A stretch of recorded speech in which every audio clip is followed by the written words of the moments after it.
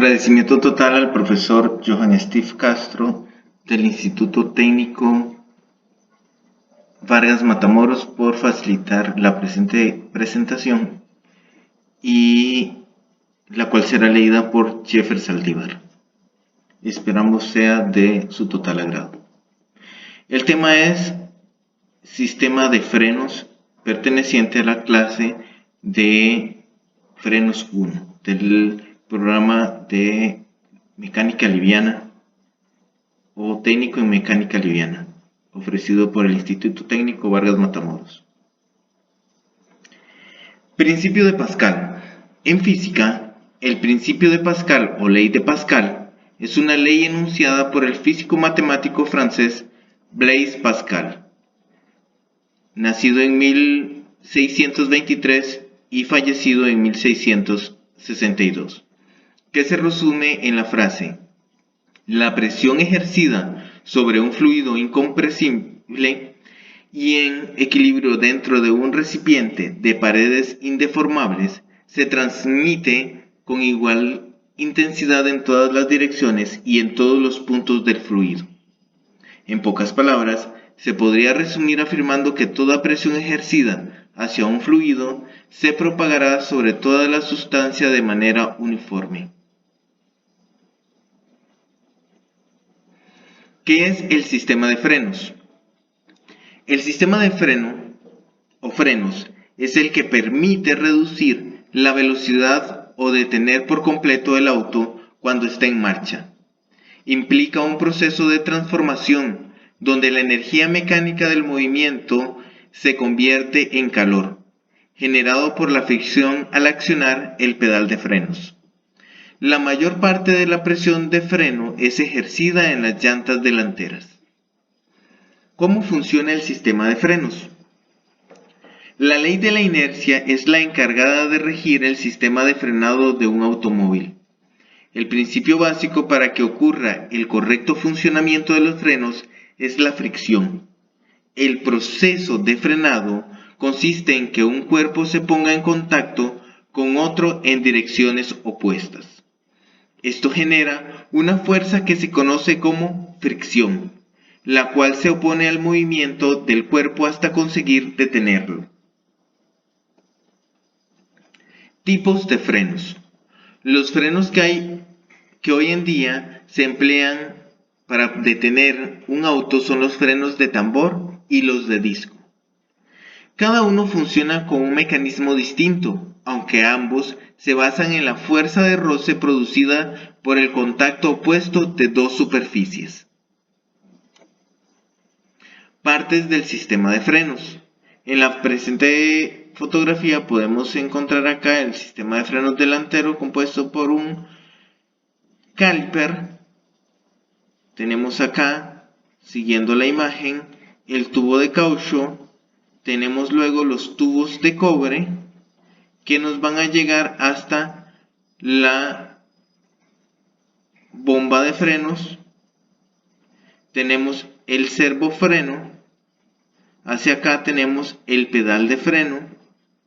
Nuevamente hacia el otro lado tenemos otro caliper.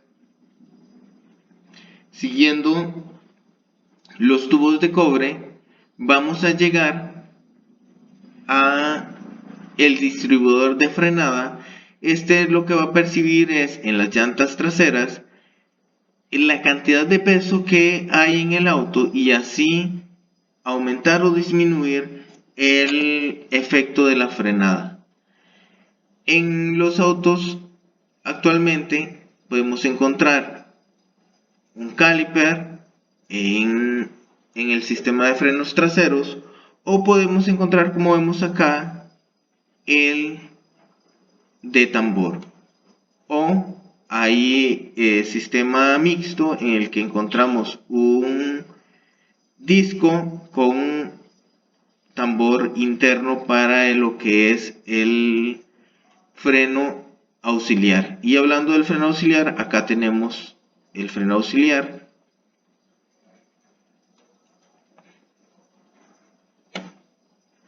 Bomba principal de frenos. La bomba de frenos o cilindro maestro es un dispositivo presente en el sistema de frenos de los automóviles. Está encargada de convertir fuerza mecánica en presión hidráulica, que es donde se pone en funcionamiento la ley de Pascal. En un automóvil, el sistema de frenos es de los más importantes porque implica la seguridad del conductor y de los pasajeros. Cuando los frenos responden adecuadamente, se puede estar tranquilo al conducir, sabiendo que es posible detenerse en cualquier momento. Esta parte simplemente es el componente que se encarga de generar la presión hidráulica al líquido de frenos dentro del circuito de frenos, para que en conjunto con el resto de los componentes del sistema de frenos se detenga el vehículo. ¿Cómo funciona una bomba de frenos? Cuando el pie presiona el pedal de freno, los elementos interiores se desplazan creando la fuerza requerida para hacer frenar el automóvil. Elementalmente, la bomba es una especie de cilindro que tiene diferentes aperturas, por donde se va desplazando un émbolo en su interior. Posee un sistema de estanqueidad y uno que sirve de oposición al movimiento, de tal forma que, una vez que el esfuerzo cesa, todo vuelve a la posición de reposo.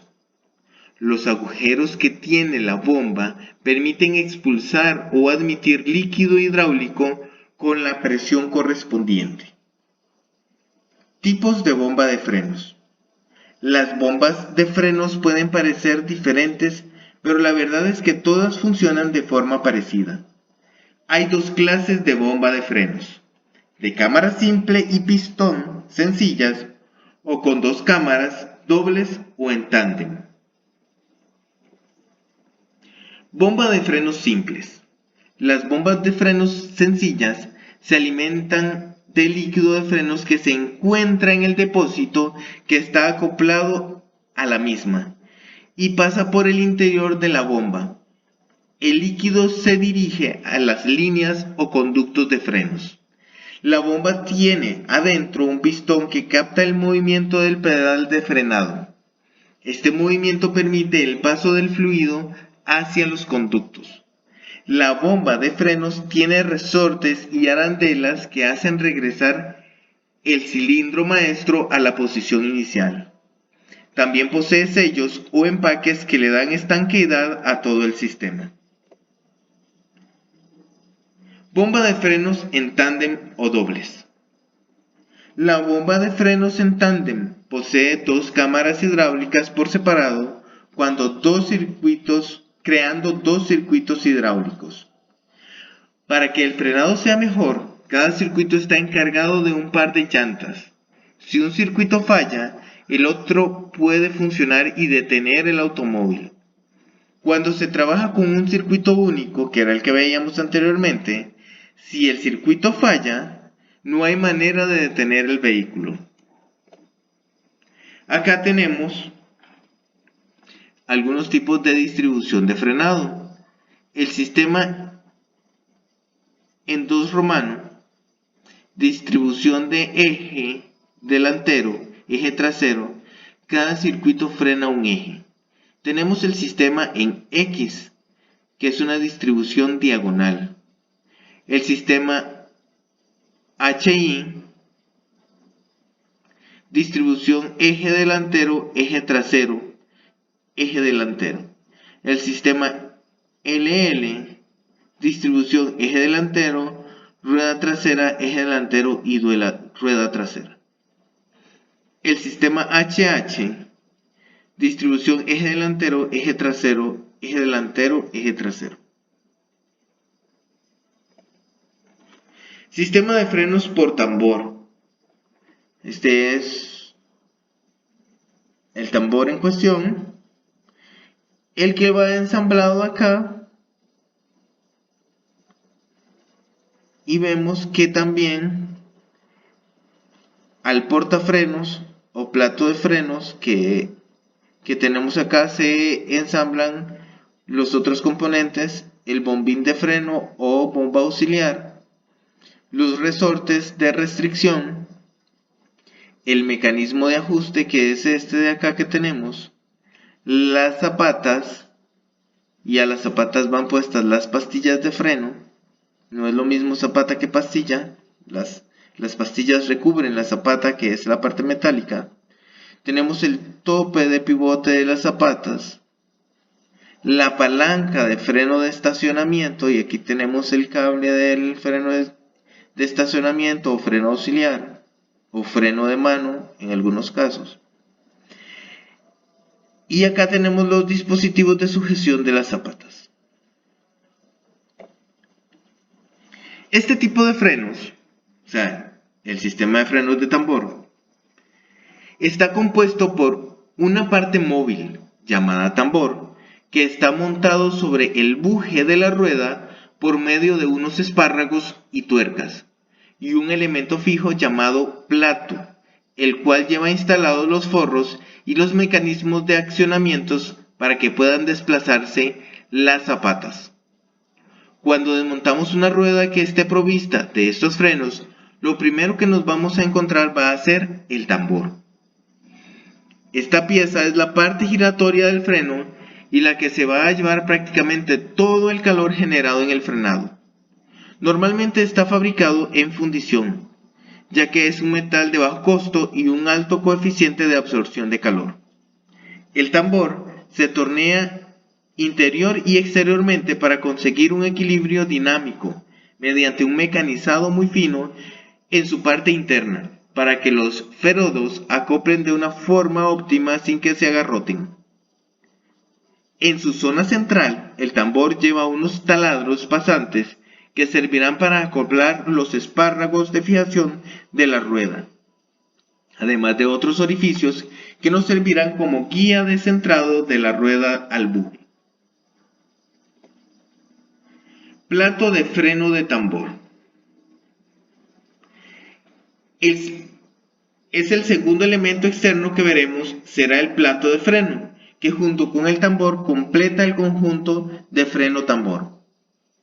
El plato de freno está compuesto por un plato portafrenos, sobre el que se monta un bombín de accionamiento hidráulico o la bomba auxiliar, las zapatas de freno y los demás elementos de fijación y regulación de las zapatas.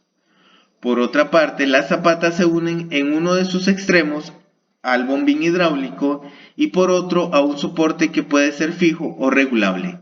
Al mismo tiempo se unen con el plato de freno mediante un muelle que permite su movimiento hacia el tambor, manteniéndolas fijas durante su desplazamiento. Este muelle permite que las zapatas vuelvan a su estado original una vez ha dejado de actuar el bombín. Y aquí tenemos los platos, sin ninguno de los elementos. Vamos a regresar en la diapositiva y acá tenemos el mismo plato, pero con todos los elementos colocados.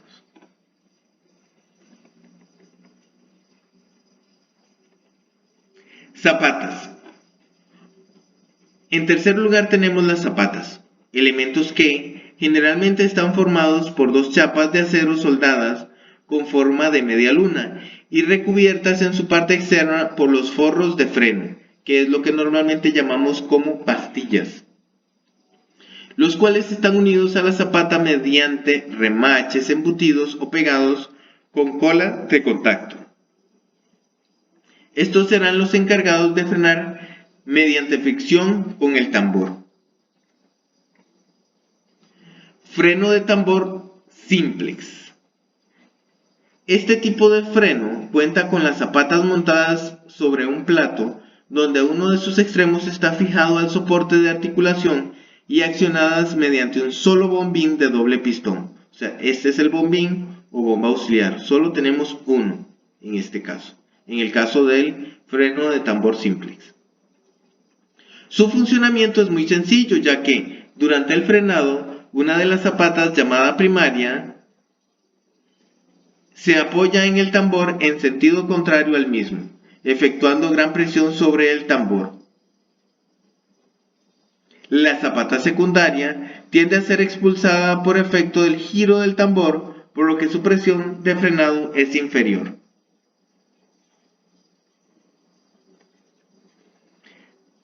Freno de tambor twimplex. En este caso vamos a encontrar, como vemos acá, dos bombas auxiliares, una en la parte de arriba y una en la parte de abajo, formando entonces ambas zapatas como zapatas primarias. Este freno dispone de zapatas de forma que ambas son primarias, para obtener una mayor fuerza de frenado. Las zapatas están accionadas por un doble bombín de un solo pistón para cada zapata, de modo que la presión es la misma para ambos lados del tambor. Es un sistema muy eficaz pero muy sensible a la variación del coeficiente de rozamiento. Bomba auxiliar de frenos, que era lo que llamábamos bombín en la diapositiva, está compuesta por tornillo de purga, cuerpo del cilindro de la rueda o cuerpo de cilindro de rueda, un pistón, un retén o buchen o hule, un muelle o resorte, el pistón va a estar a ambos lados y un guardapolvos a ambos lados. Acá lo podemos ver en esta imagen. El punto A, que lo vemos acá en color rojo, son los dos pistones opuestos que al generar la frenada con el pie se van por la ley de Pascal, la presión del líquido sobre todas las paredes del contenedor van a empujar ambos pistones opuestos. Entonces ahí es donde nosotros aplicamos la ley de Pascal. Luego vamos a tener dos copelas de estanqueidad o goma o hules, como queramos decirle, que es lo que vemos en color negro. El punto C es el muelle intermedio, era lo que veíamos el resorte.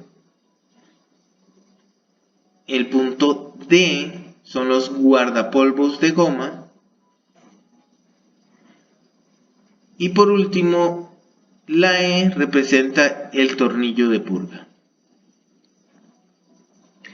Al frenar, la presión empuja a los pistones que desplazan las dos zapatas contra el tambor, o bien directamente, o bien por mediación de dos empujadores. Cuando la frenada cesa, las zapatas son recuperadas por el muelle. Los pistones regresan a la posición inicial retrocediendo el líquido. Nota: a veces tras el retorno de la posición de equilibrio puede ser necesaria una presión residual para mantener a las copelas y evitar las fugas. Todo depende del tipo de copela utilizada. Líquido de frenos. No existe un líquido de frenos de especificación universal porque no todos los vehículos utilizan el mismo tipo de frenos. Por tanto, a la hora de sustituirlo en nuestro automóvil, lo mejor es seguir las indicaciones del fabricante. El líquido de frenos es higroscópico, es decir, atrae y absorbe la humedad. Esto tiene un motivo, que es impedir la formación de gotas de agua que provoquen la corrosión y congelación a bajas temperaturas. Pero también propicia que pequeñas cantidades de agua pueden reducir considerablemente la temperatura de ebullición.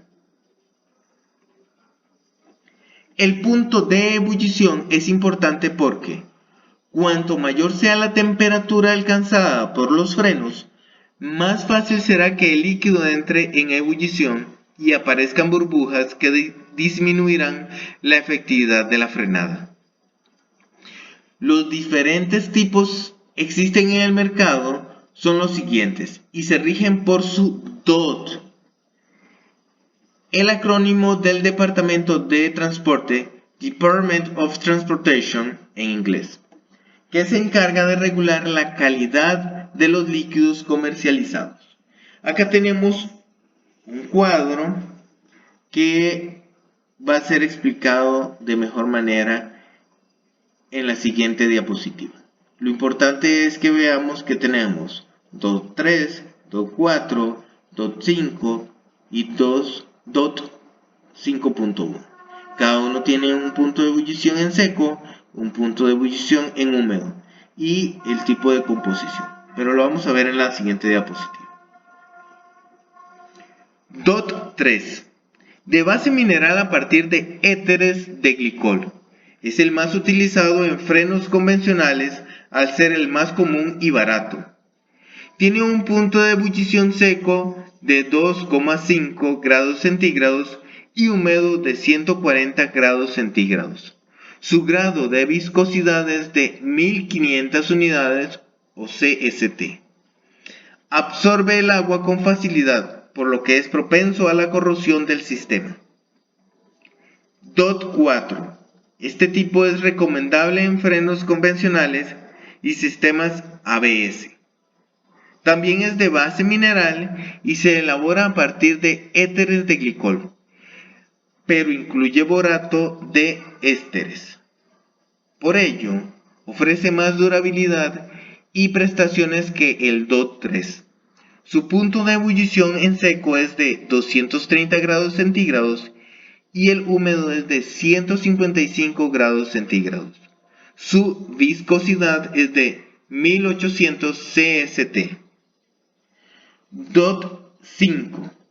No puede mezclarse con los dos anteriores, ya que es de base sintética. Su punto de ebullición es de 260 grados centígrados y se recomienda en vehículos que pasan tiempo sin moverse.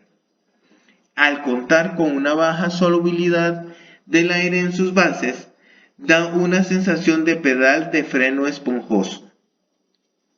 DOT 5.1. Este es en realidad es un líquido de tipo DOT 4 que cumple con los estándares de nivel DOT 5 en lo que a punto de ebullición y viscosidad respecta. Puede mezclarse con fluido DOT 4 y DOT 3. También es denominado como DOT 4 Plus o Super DOT 4, ya que absorbe mejor la humedad. El punto de ebullición en seco es de 270 grados centígrados y en húmedo de 180 grados centígrados, ofreciendo una viscosidad de 900 St. Esto último hace que haya más riesgo de fuga en el circuito de frenos. Discos de freno.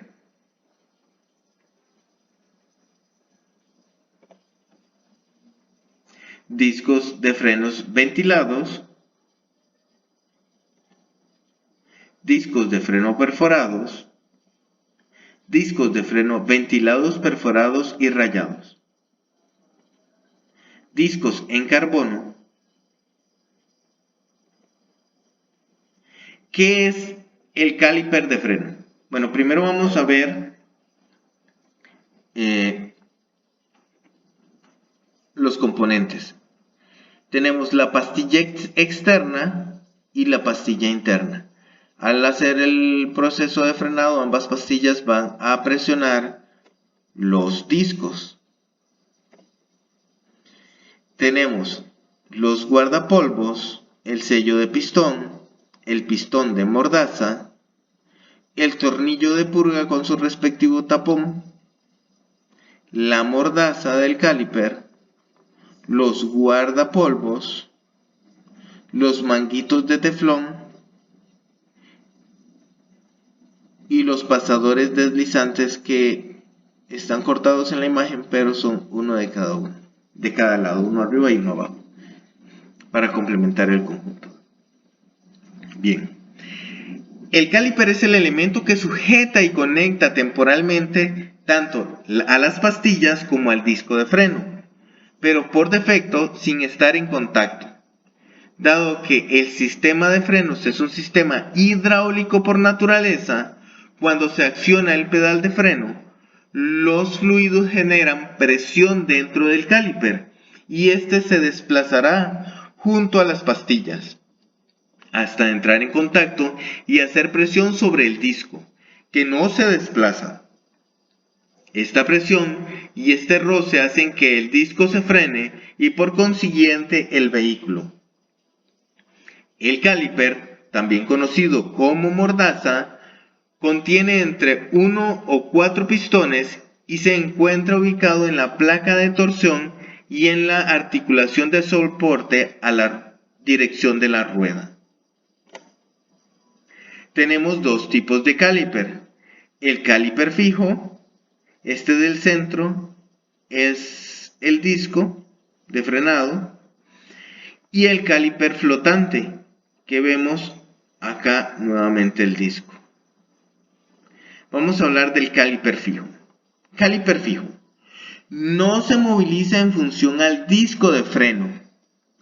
Emplea uno o más pistones. Cuando se accionan, presionan las pastillas hacia ambos laterales del disco. En términos generales, son más complejos y costosos. Por otra parte, si vemos acá el caliper flotante, llamado también caliper deslizante, puesto que se mueve con respecto al disco de freno. Un pistón colocado en un lado presiona la pastilla hasta que entra en contacto con el área del disco, logrando que el caliper y la pastilla interior se deslicen. Así la presión se aplica en ambos laterales del disco, logrando el frenado.